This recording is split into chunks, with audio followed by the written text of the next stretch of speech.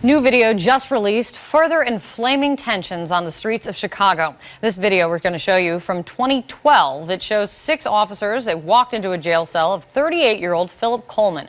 When Coleman stands up, he's hit with a taser. He's then wrestled to the ground and handcuffed, and then dragged down the hallway.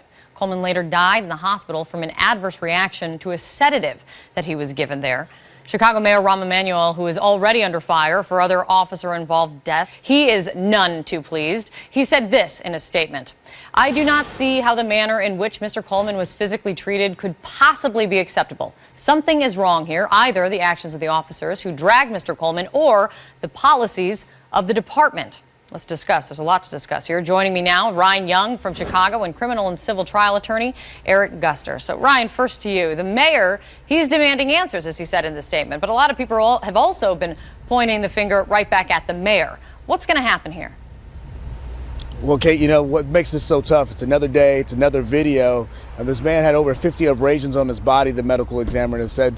But in the end of all this, the officers who were involved in this were all cleared by the independent authority, so none of them faced charges for what happened here. He was tased some 13 times and could be seen being dragged down that hallway. In fact, his father is quoted as saying, you can see the officers laughing on that videotape. He's very upset about this.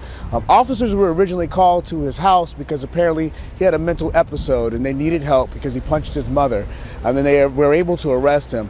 The father actually believes that the reason why the officers were trying to get even with him is because he actually spit blood in some of their faces as he was being arrested. But after all that, after seeing him beaten and then dragged and tased, the family's obviously very upset. Those 50 abrasions have people asking questions about what's going on next. And then you have the mayor, and you obviously have him in a tough position with everything that's going on, with the DOJ now looking at the Chicago Police Department. But this happened back in 2012, and we all know that here in Chicago, the independent review board has to go through these cases. There's now been a change at the top, but look, a lot of people are still asking questions about not what's only going on now, but more videotapes that are set to be released throughout the week.